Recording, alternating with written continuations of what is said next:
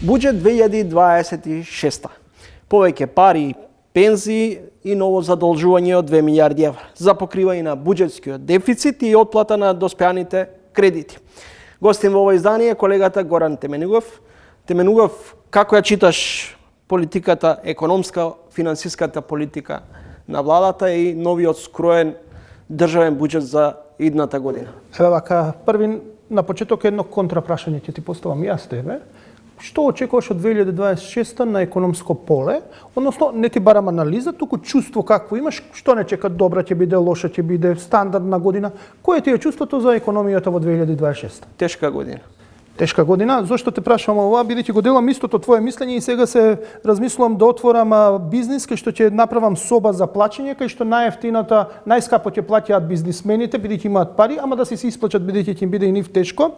И ние средната слој што сме исто така средно ќе плаќаме, бидејќи нас ќе не биде тешко во целата 2026, а најефтино ќе плаќаат сиромашните и политичарите, односно ние што се во власта, бидејќи во 2026 сметам дека ќе имат сериозни предизвици и ќе им биде за плаќање, но ако не ги преземат потребните реформи и не ја прекројат како што треба буџетската каса, односно буџетот, може би нема да плачат толку многу во 2026, но сите некаде за 2 до 3 години од сега ќе плачеме толку многу што јас ќе оќерам од пари, бидејќи сите ќе доаѓате во таа соба да се изнаплачете како луѓе.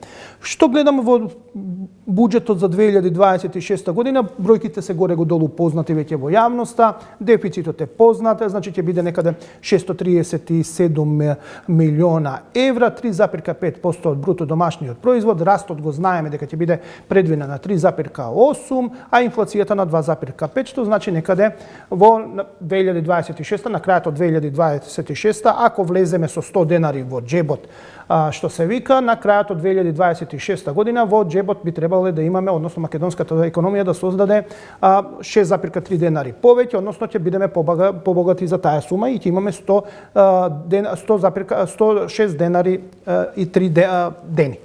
Но, окей. Што гледам во бројките, јас многу сум уплашен. Повеќе сум уплашен затоа што не го добив оноа што го очекува, тоа е сериозно режење на буџетот и сериозни реформи, иако морам да кажам дека буџетот има тенденција за фискална консолидација. Растот на приходите е поголем од предвидениот раст на расходите и тоа е добро, тоа го кажа и сите економисти.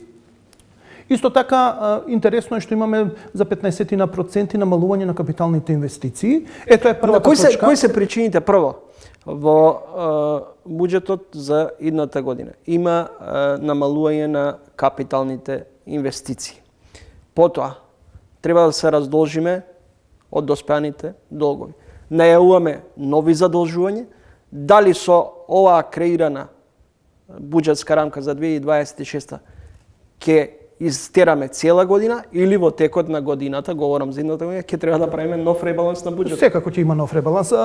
Ребалансите се природна работа во економијата. Дали ќе имаме еден или два, ќе видиме. Некога сме имале 1-2, некога сме имале 1-2, па сме имали распределба, односно мини ребаланси, да не поминат во собрание, оделе со распределба на средства. Сме имале ние такви случаи. Ребалансот не е баук и добро е да дојде за да се согледа како е економијата. Околу задолжувањето малце ја дигаме темата многу високо и го плашиме народот, бидејќи враќаме стари долгови. И тоа е реално. Да, ќе има нови задолжувања и реално тоа се буџетскиот дефицит. Затоа го спомнав на почетокот, 630. Значи ги враќаме доспеаните долгови, но се задолжуваме повторно со голема сума. Вака, за да ги вратиме доспеаните долгови и да го финансираме буџетскиот договор, буџетскиот дефицит. Значи, ајде да го рачистиме моментот. Тоа е вртење во круг во суштина. Имаме ние долгови, должиме. Например, имаме кредит дома, ни доспева сега да го платиме. Треба да платиме за кредитот 100 денари. Ние што ќе направиме? Или да ги изведеме од џебот ако сме заштедиле во текот на годината, а не сме заштедиле, или да земеме нов кредит да го покриеме стариот со друга каматна стапка. Играта ќе биде по која камата ќе се задолжуваме. Тоа е опасноста, но генерално тој кредит што сме го имале со 100 денари треба да го вратиме со нов кредит, со нова камата и тоа ќе се оди сето тоа. Тоа се 2 милиарди денари, 2 милиарди евра се извинувам и тоа го спомна премиерот кога беше во средата. Така што тоа е факт неминовен, инаку реално според фискалната стратегија треба да се платат околу 1.200 1.300 милиони евра, но за прв пат, оноа што ја го проверив, бидејќи многу ме изненади тие 2 милиарди од каде излегуваат, бидејќи ги нема во фискалната стратегија 26-30, а после се распрашав, ги прикажуваат и оние едногодишни државни хартии од вредност. Што значи тоа? Тие се гледаат во вкупниот јавен долг што го издава Министерството за финансии на секој квартал. Значи тие се гледаат, но не се гледаат во буџетот и во фискалната стратегија. Ја тоа не го знаев дека тоа не го прикажуваат и затоа у суштина она што банките секоја година им позајмуваат на секоја влада, не на оваа, на сите влади до сега, они ќе го вратат и затоа се 2 милиарди. Инаку според фискалната стратегија некаде околу 1.300-400 милиона евра. Да, сериозно ќе биде, но мене ќе биде сервисирањето тешко, по која камата ќе биде, значи бидејќи на која рочност, колку ќе може да се задолжат, бидејќи каматите се во суштина на пример на евроврзницата ја плаќаме секоја година. Ако е висока каматата, они ќе имат, и ако е на пример на 1 милиарда евра издадена врзницата, ако е 10% каматата, тоа ќе значи годишно ќе се плаќаат по колку? 100 милиона евра. Тоа е опасноста во раздолжувањето. А дека мора да се раздолжиме, ќе се раздолжиме. Така и функциониравме. Проблемот е буџетскиот дефицит. Тоа е новиот долг. И за тоа ќе се задолжиме. Тоа е проблемот и затоа мораме да се вратиме на клучното прашање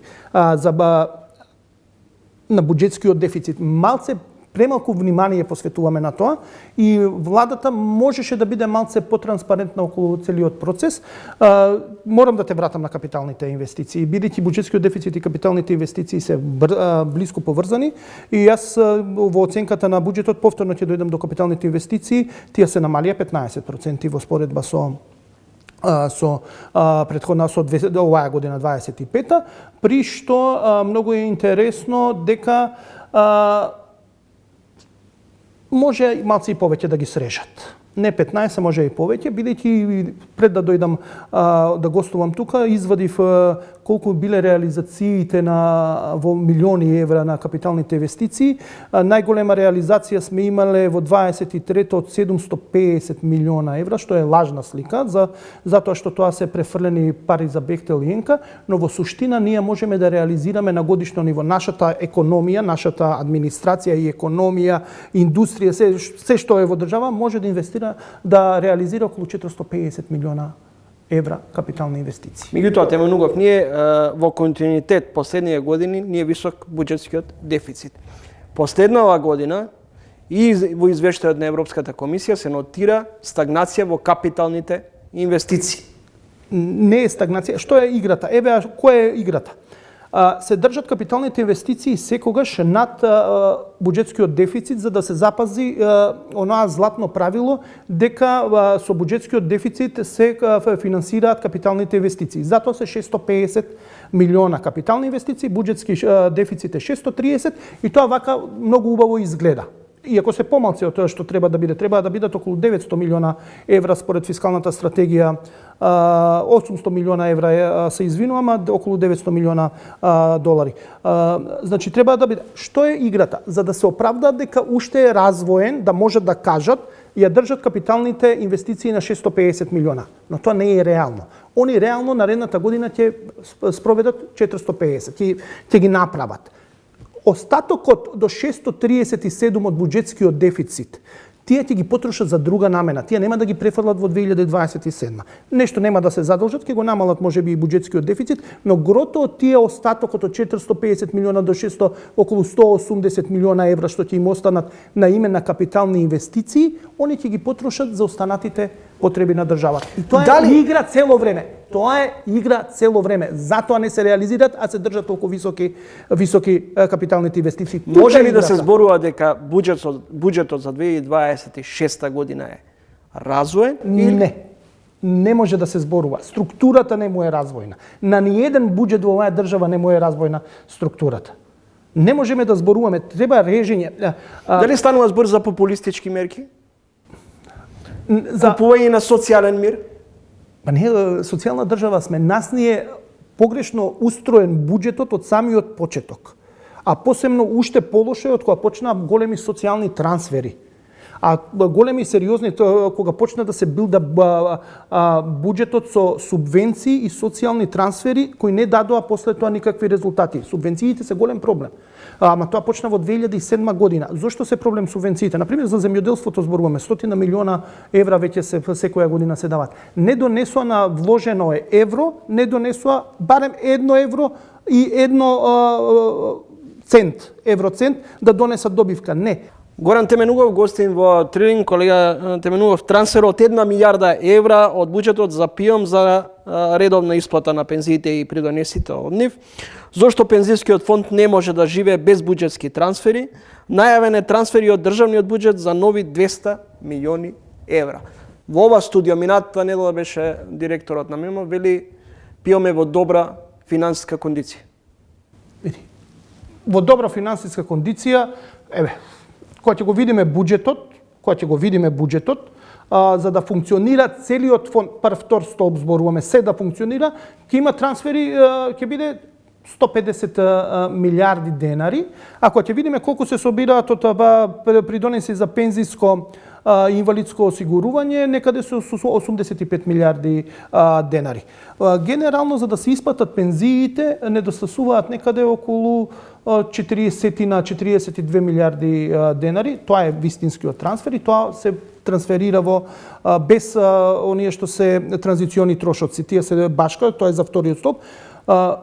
Добар, собираат пари, функционираат, но гледаме дека од година во година се префрлаат се повеќе пари и тука е најголемиот проблем со линеарното зголемување од 5000 денари што беше реализирано и од по 2000 денари, 1000 плюс 1000 што е најавено. Каде го гледаш решението во однос на стабилноста на пензискиот фонд долгорочно? Ќе треба сите да платиме цената за да биде стабилен.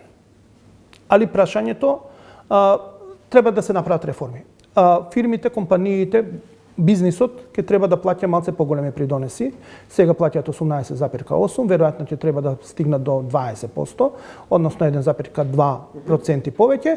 Ние ќе треба како граѓани, ја, ти и сите што ги знаеме на наша возраст, помали, помлада, постари, веројатно не повеќе постари, на пример, до 50 и некоја година, да бидеме свесни дека нема да се пензионираме на 64 години, дека ќе се пензионираме на 65. Тоа е некоја математика што може и до 64,5 години да се пензионираме. Сметаш дека ќе се зголеми старосната граница? Мислам дека е нужно и неопходно.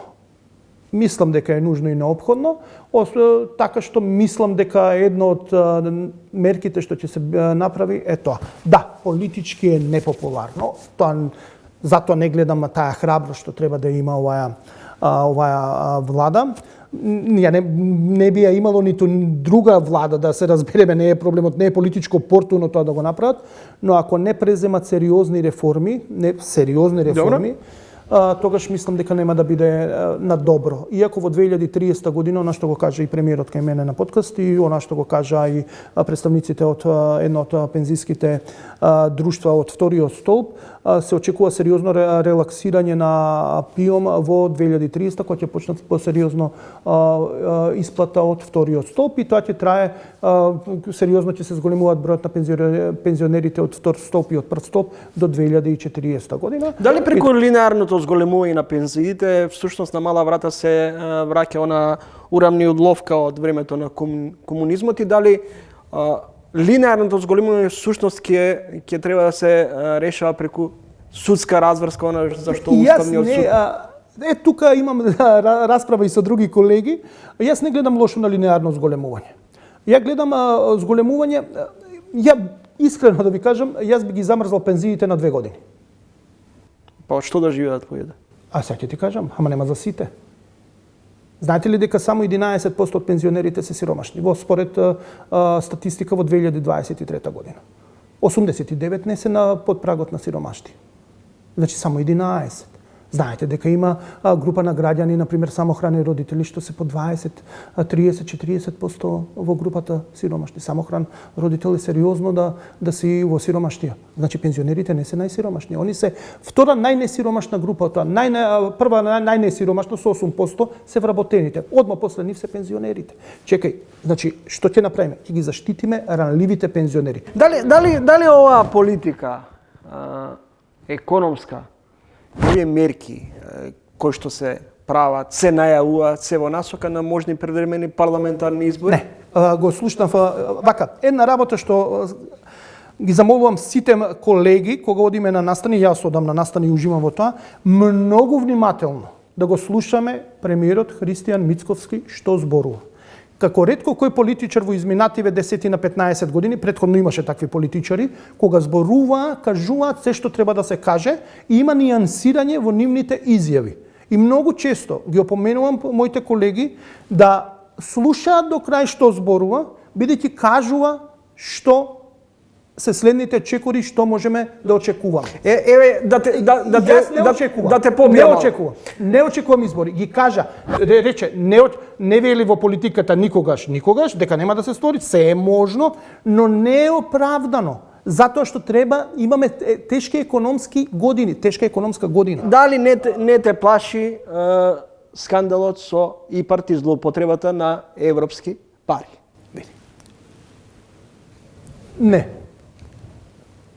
Зашто ќе ме плаши? Ако нема судска разврска, ако не постапат институциите, ако го оставиме под тепих, ако тие што се виновни не завршат во ќорка, тоа ме плаши. Али ова што се случи, треба да се случи. Подобро сега да знаеме на што сме и да се разреши. Проблемот не е секаде има криминал, секаде има неправилности во работењето. Проблемот е кога не се решаваат проблемите. Тука е да станува целата работа. Зошто да ме плаши нешто кога постапува институција и се открило? Зошто би ме плашило? Не, напротив, јас сакам да трпам, ама да се реши. Нека не ги има тие пари 2 години, 3 години, ама кога ќе дојдат вистински пари, да завршат каде што ќе треба и да нема криминал. Така се размислува. Ама кај нас сакаме се нешто одма, се веднаш, сега парите. Да, проблем е што ќе ги нема, но поголем проблем ќе биде ако не се реши случај. Благодарам Горан Теменугов, гостин во емисијата.